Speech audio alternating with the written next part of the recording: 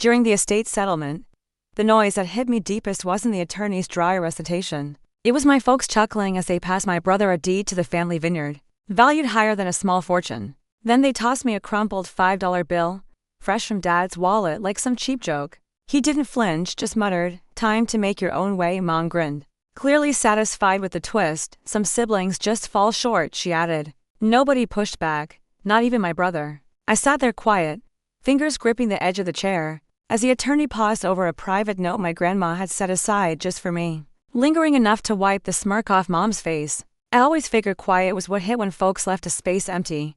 But as a kid, I figured out it could linger right next to you, even with everyone gathered around the kitchen counter, dishing out food, refilling glasses, handing stuff right past you like you were invisible.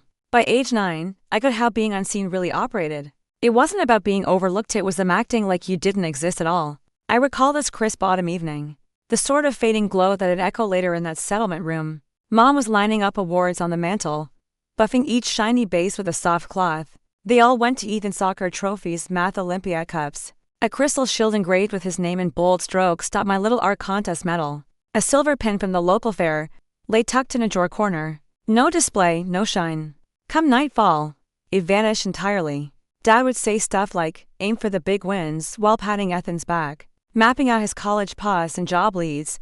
He treated me like an afterthought, more a helper than kin, the one stuck with errands nobody wanted, feeding the cats, mowing the grass, fetching lost keys. "You're reliable, Mia," he mentioned once, like reliability was some runner-up trophy. But Grandma Eleanor was the exception, speaking to me without that edge. Her tone was gentle, unhurried, like she was giving me space to weigh her words. She'd bring me to the old orchard on Saturdays, the earthy smell of apples and aged bark sinking deep into me. She had a couple of pruning shears, one plain and one etched with her monogram, and she'd always give me the special one. "Folks chase the obvious," she'd say. "They miss the roots holding it all." Those days were when I truly felt noticed. We'd wander the rows, wind rustling leaves into new patterns. She never prodded about my quietness. She got it without asking. One time, she nodded at a squirrel darting up a trunk, its tail flicking in the gust. "Observe closely," she whispered, "and you'll spot what slips by everyone else." I didn't get it back then, but she was teaching me the knack my family never had, piecing together hints, chasing facts in the tiniest signs. During one spring vacation, when Ethan snagged another honor, my parents hosted a barbecue. Neighbors crowded the yard with loud chatter and smoky grills. I lingered by the gate, stacking plates in the shed. Crossing the patio, I caught Mom's soft chuckle, much like at the settlement down the road. "Mia's okay," she confided to a friend. "She doesn't ask for a lot." That hit harder than any fight ever could. Right then, I realized in our clan, wanting little equaled getting zilch. It wasn't mean-spirited. They just bought into their own tale of who earned what. I headed to the orchard early the following day. Grandma was already there, tending to the vines. She saw me approach but skipped the questions, just passed me the etched shears and let me join her side. The ground was firm, the breeze chilly. Everything real in a way our home never felt. That morning sealed my spot in the Caldwell crew and sparked the thought that someday I'd decide if I belonged. The day after the settlement, the place seemed off. Overly lit, buzzing with activity. My parents roamed the orchard cottage like appraisers, rifling cabinets, flipping through albums, crunching figures as if loss was just math. I leaned by the door, eyeing to evaporate off the fence, damping down the ring of their Snickers from yesterday. Ethan wandered over with the untouched thermos, lingering like he aimed for something deep but feared messing it up. "This through us all," he said softly, staring at his shadow on the wood. "Not just me, us." Even trying to console, he made it about him. Dad came in next, arms full of binders from Grandma's den. He dumped them down and flipped pages with the easy claim of someone sure it was all theirs. "We'll handle the details," he declared, implying them alone. His eyes brushed by me like I was furniture. "Your brother can take the lead on most." Mom trailed him, organizing papers, whistling a melody I didn't recognize. When she hit the tiny stack for me, just the bill, the note, and a small locket, she stopped, letting the hush build. Then, eyes down, she dropped the clincher. "Make your own way." No fire, no pause, pure finality. Ethan fidgeted, restless. Dad faked scanning a page. Only the faint rustle of branches outside broke through. I held back. My grip on the note tightened, its pull-out weighing all they grabbed for once. It clicked, they weren't ignoring me. They were wiping me out, and counting on my silence. I slipped out of the cottage unnoticed. No fuss, no farewell, just a gentle snap of the gate. The chill outside had a bite, steadying me as I headed to my truck. I placed a note on the dash and drove into the hills, the fields smearing into a soft haze. Each turn eased their echoes. At the cozy lodge by the creek, where Grandma and I once grabbed cider, I signed in wordlessly. The keeper, Lena, knew my face but held her tongue. She slid over a key to a back suite, a real mercy space that asked nothing. Inside, I dropped my journal on the table and cracked the note. A locket, her scripted message, some codes, and a simple prompt below. Begin where the facts first twisted. Nothing more, no guide, just a nudge into the shadows she'd alluded to. Where pretense overtook candor in our line long before I grasped the toll. I scanned her words thrice, following each curve. Then jotted the codes in my journal. I puzzled through combos timelines, logs, estimates. Soon, the rows clicked only if you spotted hidings and boosts. And I did. Fired up my tablet, diving into my strong suit. Calm, systematic, exact, I dug into stored files from Grandma's old farm co-op. Matched them to open reports. Traced fund trails that clashed with stated paths. Mismatches got highlighted. Repeats flagged in bold. Time flew, no rage, no sobs, pure insight, the facts weren't buried. They sat obvious, awaiting eyes free from the facade. By dusk, the journal brimmed. Links surfaced. Reasons too. Certain transfers, even sums just under flags, recurred via a front group Dad had consulted. I eased back, absorbing it. No shock, no letdown, merely proof of what quiet had hinted forever. Sketched a divider on a blank sheet. Then built a chronology: dates, spots, signs, gaps solved in public logs or Grandma stashed notes. No blames, no guesses, just data laid bare so it told its own tale. No battle needed. Reality would handle it. As light faded over the ridge, I pulled the locket from the note. Knew it fit the hidden drawer in her bureau. The one she pat before exiting the den. A quirk I'd noted ages back without why. His gaze skimmed past me the way one glances past a code rack. Your sister will handle most of the responsibilities. My mother followed behind him, sorting envelopes, humming a tune I couldn't place. When she reached the small pile left for me, just $1, the sealed letter and a key, she paused long enough for the silence to thicken. Then, without looking up, she delivered the line that locked everything into place. Go on your own. No heat, no hesitation, just a verdict. Lioness shifted her weight uneasy. My father pretended to reread a document. The only sound was the distant creak of the dock settling into the cold water outside. I didn't respond. My hand tightened around the sealed envelope. Its weight suddenly heavier than everything they claimed for themselves. For the first time, I realized they weren't overlooking me. They were erasing me. And they expected me to let them.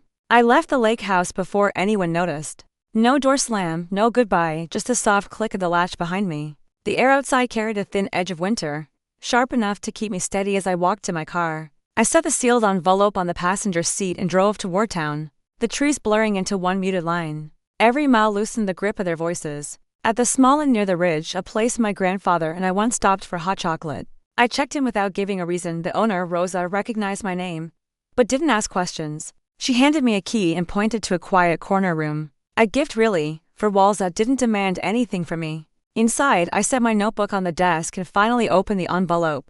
A key, a short letter in my grandfather's handwriting, a set of numbers, and one line underneath. Start where the truth was first spent. No instructions beyond that, no explanation. Just enough to pull me into the dark corners he'd always hinted at. The places where appearances had replaced honesty in our family, long before I understood the cost. I read the letter 3 more times, tracing each loop of his pen. Then I opened my notebook and wrote the numbers down. I ran them through every pattern I could think of. Dates, entries, valuations. Eventually, the columns aligned in a way that made sense only if you knew why someone would hide certain payments and inflate others. And I did. I powered on my laptop and began the work I knew best. Quiet, methodical, precise. I checked archived documents tied to my grandfather's old company. I compared notes with public filings. I mapped the flow of payments that never matched the official timeline. When something didn't align, I color-coded it. When something repeated, I boxed it in red. Hours passed like minutes. No fury, no tears, just clarity. The truth wasn't hiding. It was sitting in plain view, waiting for someone who wasn't invested in the illusion to actually look. By late afternoon, the notebook was half filled. Patterns emerged. So did motives. A particular set of payments, rounded amounts, always just below thresholds that would trigger review, appeared again and again under a shell entity my father once advised. I leaned back in the chair, letting the weight of it settle. Not surprise, not even disappointment, just confirmation of what silence had been whispering through the years. I drew a line on a fresh page. Then I began assembling a timeline. Dates, locations, signatures, and consistencies. Everything grounded in public record or the materials my grandfather had tucked away in his study. No accusations. No speculation. Only facts arranged cleanly enough that they spoke without interpretation. I didn't need to fight them. The truth could do that on its own. When the sun dipped behind the hills, I took out the second item from the envelope, the key. I knew exactly which door it belonged to, the locked cabinet beneath his desk. The one he always touched before leaving the study. A habit I'd filed away years ago without understanding. I shut the journal and tucked it away, then headed back to the cottage under cover of dusk. Their vehicles remained, lined up like strategy markers. I tread lightly, feet muffled by the soft earth. The interior glowed faintly, lamps casting shadows down the hall. Muffled laughs echoed from the parlor, strained and hollow. They chatted about expansion plans. Still greedy, even now. I eased into the den undetected. The space held her lingering aroma of herbs and leather. The side lamp threw a warm pool over the hidden drawer. I crouched and slotted the locket and it unlatched with a decisive snick. Within lay folders, slim and dated, her jotted memos, a tiny recorder, some email prints, and another message for me, sealed matching the first. I held off opening it, flipping folders instead. Sheet by sheet echoed what I'd pieced my parents' marks on choices that eroded her say, without her ever saying so aloud. Evened out shifts, phrasing in Dad's business style, guidance that mismatched results. I captured essentials digitally, cloud saved, duplicated for safety. Straightforward, efficient, tidy, tucked in the den's nook was a lens. Tiny enough to merge with the shelf trim. I'd missed it prior, but her message clarified. All facts hit home when viewed by those who matter. The cottage captured it all, their moves, statements, aims. I rose gradually, the insight landing like settling fog and stillness. Not payback. This was oversight via her setup, now mine to wield.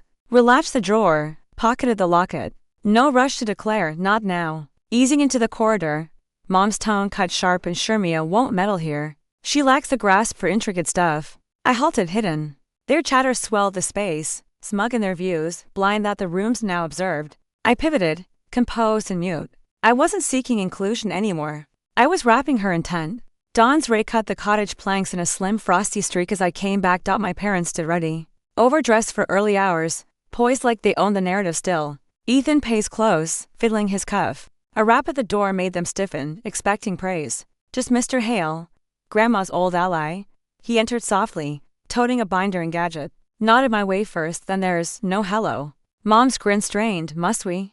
He ignored, set the binder down, tapped the gadget. A faint whir filled the air as sound kicked in. Grandma's voice emerged, firm and familiar. Taped in the den they'd rummaged yesterday. If this plays, terms are fulfilled.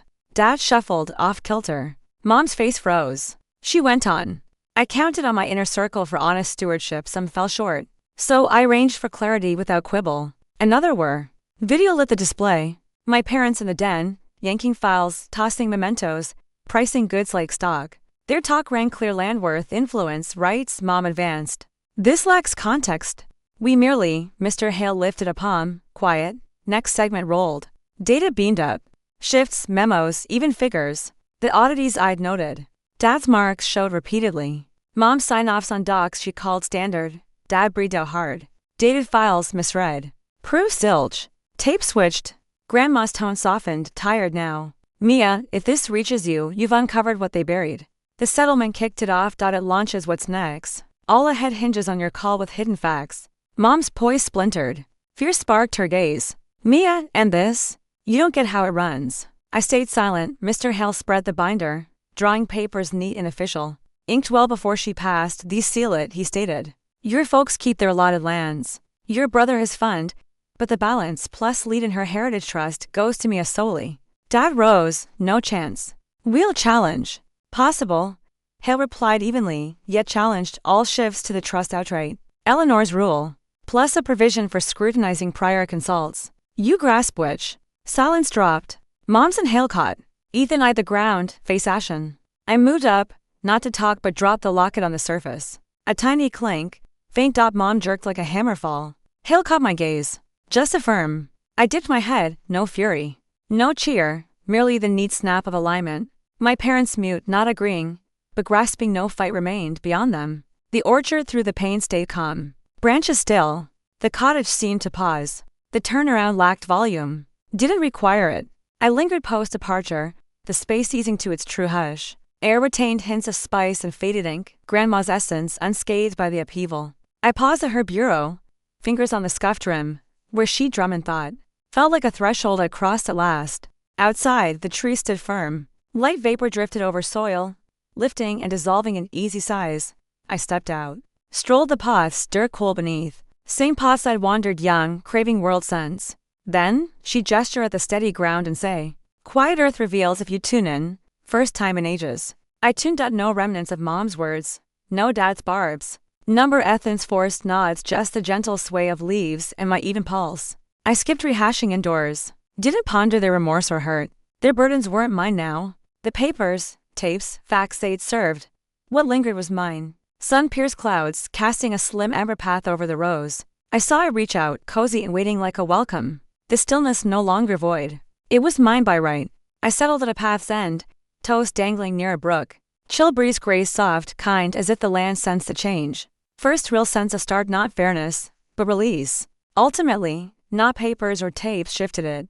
It was the hush after, the type that lands when facts stand unchallenged. Some closes come soft, some liberties as well. I rose from the path.